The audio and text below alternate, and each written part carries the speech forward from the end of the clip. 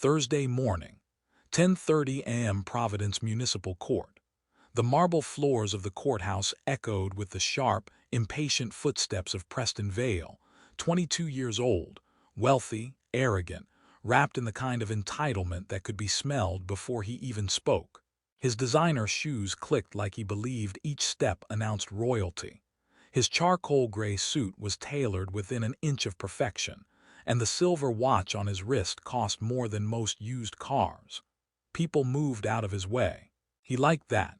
He walked with a smirk carved into his face, as if the world were a stage built solely for his performance. At the center of the courtroom sat Judge Frank Caprio, the man known nationwide for his empathy, fairness, and unexpected warmth. But today, warmth wasn't what he saw when Preston entered. Today, Caprio saw a storm. At the far end of the room, sitting in a wheelchair, was Arthur McNeil, a 79-year-old retired medic, Korean War veteran, his hands resting gently on his lap. His fingers, well, 8 of them, told a story of frostbite, loss, and sacrifice. His aged eyes watched Preston enter with an expression that wasn't anger, just tired disappointment, the kind an elder feels when a young man forgets the meaning of respect. Preston didn't look at Arthur. He didn't acknowledge him. He didn't even spare him a thought. To Preston, Arthur was a nobody. Caprio cleared his throat and began, Case number 2026 CR 442, State versus Preston Vale. Preston pretended to stifle a yawn. Caprio noticed. "Mr. Vale," he said calmly, "you are charged with harassment, disorderly conduct, and assault on a senior citizen, specifically this gentleman here."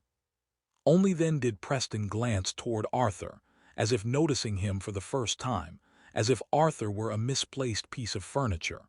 His voice dripped with disdain. "My father said people like him should be grateful I even looked at him." The courtroom froze, even Caprio paused, and that's when Preston did it. He turned toward Arthur, smirked, leaned forward, and spat. A thick glob landed on the floor inches from Arthur's wheelchair. A collective gasp rippled through the courtroom.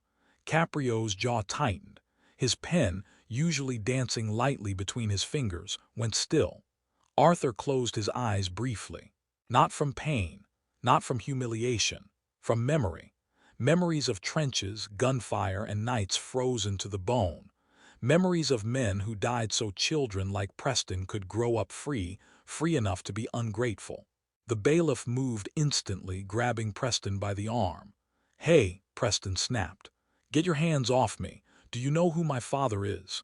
He'll buy this whole courthouse if he has to." Caprio raised a hand. "Bring him forward."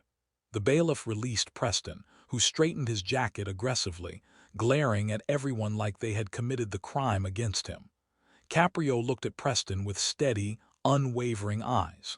"Mr. Vale," he said softly, "you just made things significantly worse for yourself." Preston scoffed. "My father will fix it." The words rolled out with the confidence of someone who had never faced a real consequence. Caprio opened a folder. "Your father, Victor Vale, requested to join the hearing remotely. We will call him shortly." Preston smirked again, victory painted across his face. Of course his father was watching. Of course he was ready. Of course he would fix this like he fixed everything else. Caprio turned his gaze to Arthur. "Mr. McNeil, do you need a moment?" Arthur shook his head. "No, Your Honor, I've had worse." His voice was steady, calm, weathered by decades of pain far greater than a spoiled child's spit. Caprio nodded. "Let the record reflect," he said, "that the defendant escalated the situation inside this courtroom." Preston muttered under his breath, "Record this, too. This is a waste of my time." Caprio's brow dipped. The bailiff tensed. Preston couldn't care less. He tapped his expensive shoe impatiently against the floor and said loudly, "Can we just call my father already?" The disrespect hung in the air like smoke. Caprio finally spoke. "All right.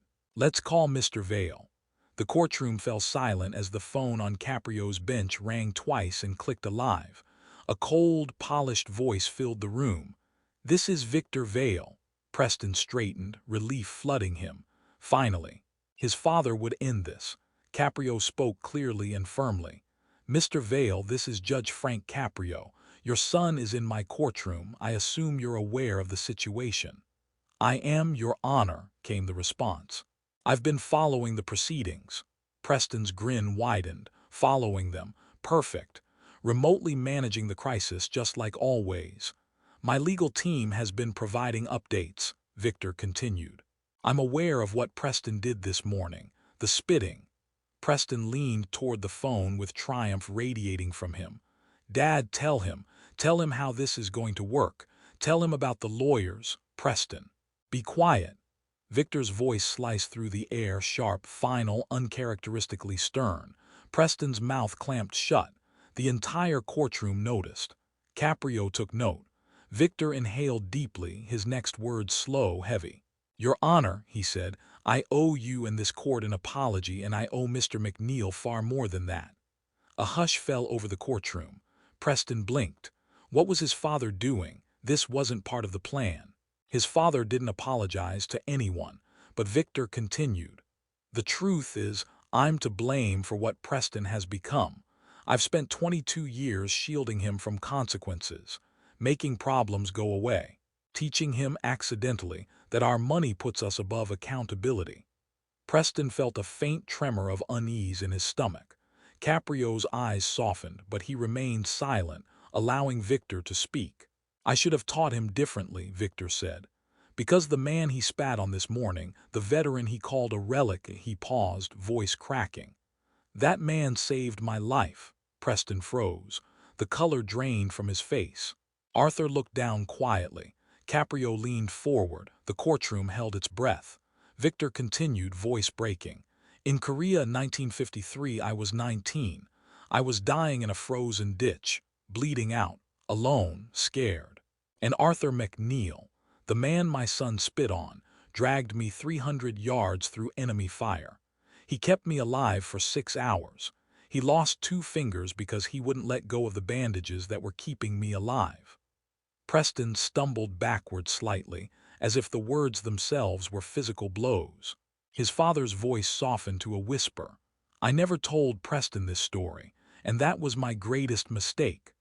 The courtroom was silent in a way that felt heavy, like the air itself was holding its breath. Even the fluorescent lights seemed quieter, as if dimming themselves out of respect. Preston stood frozen. His chest rose and fell in shaky, uneven breaths.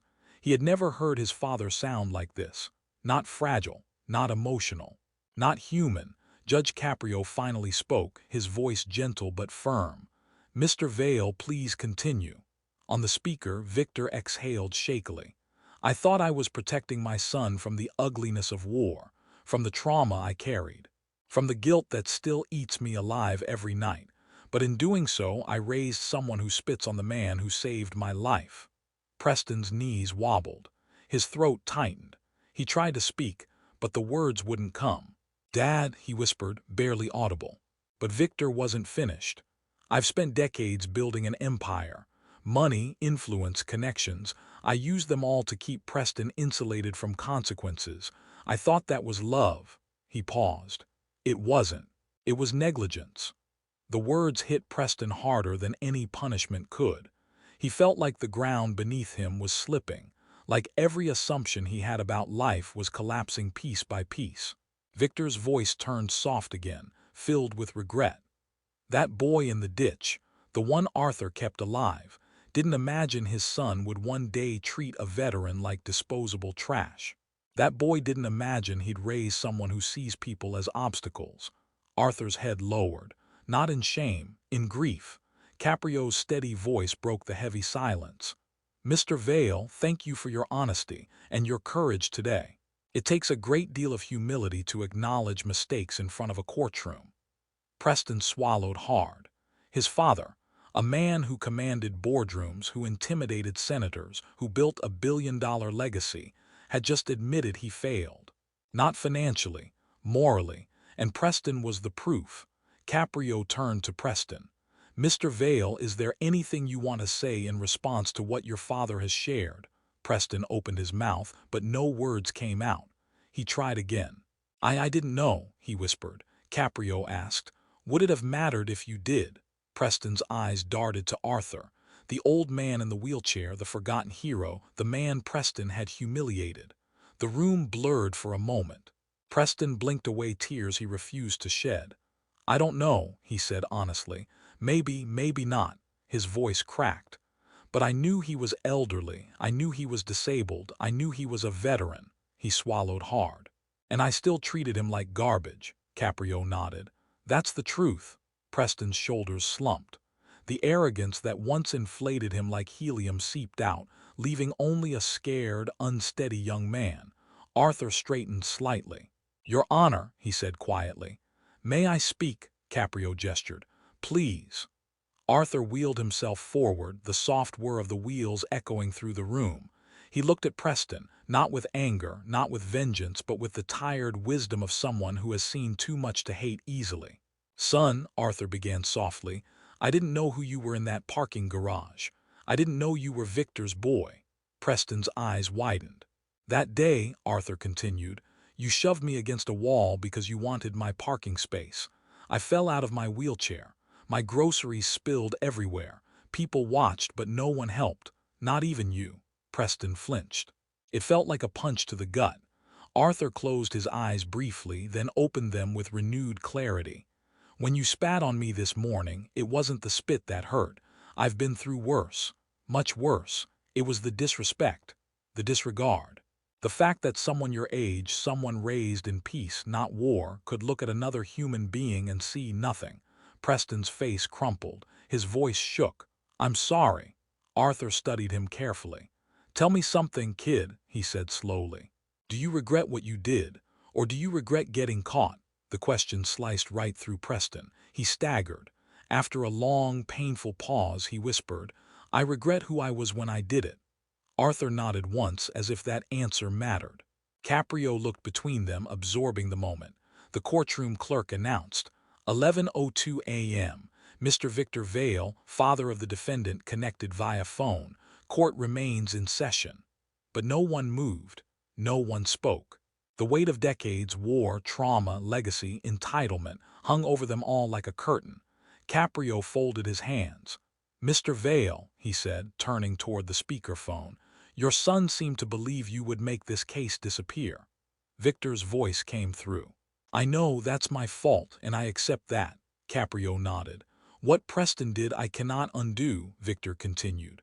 "But I hope, I pray that today becomes the turning point of his life." Preston's lip trembled. His father wasn't fighting for him. He wasn't protecting him. He was telling the truth, for the first time. Caprio turned his attention to Arthur. "Mr. McNeil, you have demonstrated extraordinary grace today." "Thank you," Arthur nodded respectfully. Caprio looked back at Preston. "Mr. Vale, I want you to understand something very clearly." Preston braced himself. "The man you spat on this morning saved your father's life. Everything you have, your money, your comfort, your opportunities, exist because Arthur McNeil refused to leave a young soldier behind in the snow." The truth struck Preston like a physical blow. He felt nauseous. Caprio leaned closer. "And you spit on him." Preston's legs gave way slightly. He caught himself on the defense table, breathing hard. I'm sorry," he choked. Arthur watched him quietly. Caprio let the silence sit for a moment. Then, "We're going to talk about consequences, but before I issue any ruling," he nodded toward Arthur. "Mr. McNeil, do you wish to make a formal statement?" Arthur tilted his head thoughtfully. "I do." The room shifted. Eyes turned. Everyone waited. Arthur took a breath. "I've seen young men die with more dignity than some wealthy men live. And I've seen boys with nothing show more honor than those with everything." His eyes locked onto Preston's. "But I also believe people change if they want to." The words lingered, and suddenly Preston hoped. For the first time, he actually hoped. The courtroom held a silence so deep it felt like the whole building leaned in to listen. Arthur's final sentence, "if they want to," hung in the air like a fragile thread connecting a veteran who had seen hell and a young man who had created his own. Preston stared at Arthur, his breathing uneven. "Mr. McNeil," Judge Caprio said softly, "you may continue." Arthur nodded slowly. His frail hands tightened around the armrests of his wheelchair. the faint creak of aged metal filling the quiet. "When I was in Korea," he began, "I saw boys your age, 18, 19, thrown into battles they weren't ready for. Some died never knowing why they were even there. Some died in my arms." Preston's jaw clenched. Arthur continued, voice steady but pained. "And then there were the ones who survived but never came home the same. Your father was one of them." Preston froze, eyes widening. He had known his father was a veteran. He had known he served in Korea. But he never knew Arthur was the medic. Never knew Arthur had saved him. Arthur drew in a breath that sounded like it hurt. Victor Vale wasn't the billionaire then. He wasn't the man on magazine covers. He was just a scared kid in a frozen trench, bleeding through his uniform. Preston swallowed hard. Arthur's voice softened. "He begged me not to let him die, so I dragged him through gunfire, through ice, through hell. And I told him something I didn't think he remembered." He paused. "I told him, if you live, make it matter." Preston's throat tightened painfully. Arthur exhaled. "For years I wondered if he did. And today, when I saw what his son became, I thought maybe he didn't." Preston felt the words stab straight into his chest. Arthur's eyes, wrinkled and weary, locked onto his. "But now," Arthur said, voice shaking ever so slightly, "I'm not so sure." Preston blinked rapidly, fighting the burn in his eyes. Arthur leaned forward. "I don't know what happened to you, kid. I don't know what pain or privilege twisted the world for you. But I know this. Your father survived because someone believed he was worth saving." A beat. "So I'm asking you, are you worth saving?" The question lodged itself in Preston's heart like a shard of glass. He opened his mouth, but no sound came out. His hands trembled at his sides. Judge Caprio watched him with the patience of a man who had seen transformations both genuine and performative, and knew exactly how to distinguish them.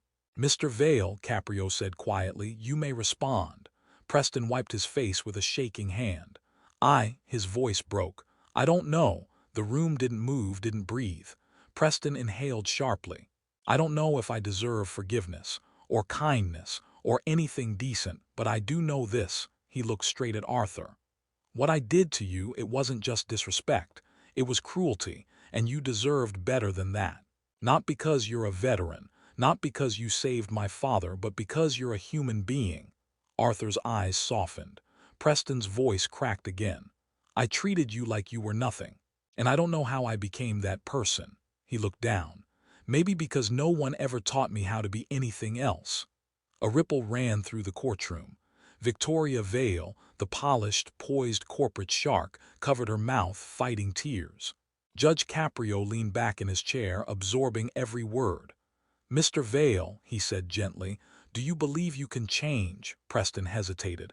Then he nodded slowly. "I want to. Not a performance, not bravado, not arrogance, just truth. The first real truth of his adult life." Caprio turned to Arthur. "Mr. McNeil, would you like to add anything before I rule?" Arthur studied Preston for a long moment. "You remind me of your father," he said finally. Preston stiffened. Arthur continued, "Not the billionaire, not the man in the suits. I mean the scared kid I dragged out of the snow. The kid who thought the world hated him, who thought if he didn't toughen up he'd vanish." He nodded. "That kid was worthy of saving." Preston's lip trembled, Arthur's voice lowered. "And I think maybe so are you." A tear slid down Preston's cheek. He didn't wipe it. Judge Caprio sat forward, folding his hands. "Mr. Vale," he said slowly, "this case began as an assault hearing. What it has become is a reckoning." Preston nodded weakly. Caprio continued, "I am not here to humiliate you. I am here to correct you." A pause. "And to save you if you want to be saved." Preston swallowed hard. "I do." Caprio studied him for a long, quiet moment. "Then listen carefully," he said, "because what happens next will shape the man you become." Everyone leaned forward. Preston held his breath. Caprio glanced at the clerk. "Mark the following," he instructed. "The court recesses for 15 minutes, after which sentencing will be delivered." Preston exhaled shakily. Arthur nodded in approval. Victoria placed a hand over her heart. The clerk tapped her microphone. 11:42 a.m. Court in recess. But before anyone moved, Arthur spoke again. "Preston." The young man turned, eyes red. Arthur offered him a faint, tired smile. "If you want to change, start by standing. Not above others, but with them." Preston nodded slowly, absorbing every syllable, and for the first time in his life he understood. He truly understood. The courtroom remained still after Preston's trembling apology. Judge Caprio tapped his pen lightly against the bench, a soft, steady rhythm that somehow felt louder than any gavel. Preston stood there, shoulders hunched, hands shaking, eyes fixed on the floor like it could somehow swallow him and end this humiliation. But humiliation wasn't what was happening here. It was transformation, slow, painful, and long overdue. Caprio inhaled deeply. "Mr. McNeil," he said, turning to Arthur, "before I decide on sentencing, is there anything further you would like this court to know?" Arthur looked tired, not physically but spiritually. You could see it in the way his eyes softened, the way his hands uncurled slightly on the armrests of his wheelchair. "Yes, Your Honor," Arthur said. He turned toward Preston. "You said you regret who you were when you did it." His voice was steady. "Good, because that means there's a chance you won't be that person tomorrow." Preston swallowed. Arthur continued, "I don't want revenge. I've seen what revenge does to a man. It eats him from inside out until there's nothing left but bitterness." He paused. "What I want is accountability." Caprio nodded slowly. "Very well." He shifted his papers, but he wasn't really looking at them. He already knew what he wanted to say. "Mr. Vale," the judge began, "you come from power, wealth, and privilege. But this courtroom is one of the few places where all of that becomes irrelevant." Preston nodded weakly. "What you did to Mr. McNeil was not only cruel, it was cowardly. You targeted someone you thought could not fight back. That is not arrogance. That is weakness." Preston blinked rapidly, fighting tears. Judge Caprio continued, "This court has the authority to impose fines, community service, and even short-term jail time. But punishment alone does not guarantee change." He leaned forward slightly. "So instead, I will impose a sentence that gives you the opportunity to become the man your father thought he was raising." A ripple moved through the courtroom. Preston looked up, finally meeting the judge's eyes. Caprio spoke clearly, firmly. "Mr. Vale, you are sentenced to 300 hours of community service at the Providence Veterans Rehabilitation Center." Gasps fluttered in the gallery. Preston's eyes widened. He'd expected a fine, maybe probation. Not this. "You will report there 4 days a week," Caprio continued. "Under supervision. You will assist elderly veterans with mobility, cleaning, exercise routines, errands, transportation, whatever the staff requires." Preston swallowed. Caprio wasn't done. "You will also attend mandatory weekly counseling sessions relating to empathy, aggression, and entitlement." Victor Vale's voice came through the speaker. "Your Honor, I fully support this decision." Preston closed his eyes. His father wasn't bailing him out. He wasn't rescuing him. He was letting him grow. Caprio tapped the folder in front of him. "And one more thing." He looked at Arthur. "Mr. McNeil, do you have any personal request regarding restitution?" Arthur hesitated. A long silence followed. Then he said gently, "Yes, just one." Caprio nodded. "Go ahead." Arthur looked at Preston not with anger but with an expression Preston had never seen directed at him before. Not disappointment, not disgust, but something sadder. "Come see me." Preston flinched. "What?" Arthur continued. "Not today, not tomorrow, but during your service. Come sit with me, talk to me. Learn something about the men you think you're better than." Preston's voice cracked. I will." Arthur smiled faintly. "Good." Caprio watched the exchange with visible approval. "Then it's settled," he said. "Mr. Vale, you will begin your community service next Monday at 8 a.m. sharp. Failure to report will result in immediate jail time." Preston nodded quickly. "Yes, Your Honor." Judge Caprio softened a little. "One day, Preston, you might be grateful for this. Accountability, responsibility, humility. These are the things that make a man, not his bank balance." Preston's breath hitched. He felt exposed, vulnerable, stripped of every illusion he'd ever held. Caprio gently tapped the bench. "This court is adjourned." The gavel came down, a sharp, echoing crack, but no one moved, not yet. The clerk began organizing papers. Reporters whispered. A few spectators stood to leave, but most remained, lingering, watching the raw aftermath unfold. Preston's chest tightened as he saw Arthur being wheeled toward him. For a moment, Preston panicked. He wasn't ready. What could he say? What could he possibly offer a man he'd humiliated? But Arthur stopped right in front of him. "Stand up straight," Arthur said quietly. Preston obeyed. Arthur looked him over like he was evaluating something deeper than appearances. "You're not a bad kid," Arthur finally said. "Just lost. Privilege does that sometimes." Preston nodded, ashamed. Arthur added, "Your father's still listening, by the way." Preston looked at the speakerphone. "Dad," he whispered. Victor's voice was tired but soft, human. "Son," he said gently, "today was hard for both of us, but I'm proud of you for standing there and listening." Preston's throat closed up. "I'll do better," he promised weakly. "I know," Victor said. "And this time I won't try to shield you. You'll grow on your own." Preston wiped his eyes discreetly. Arthur adjusted his wheelchair.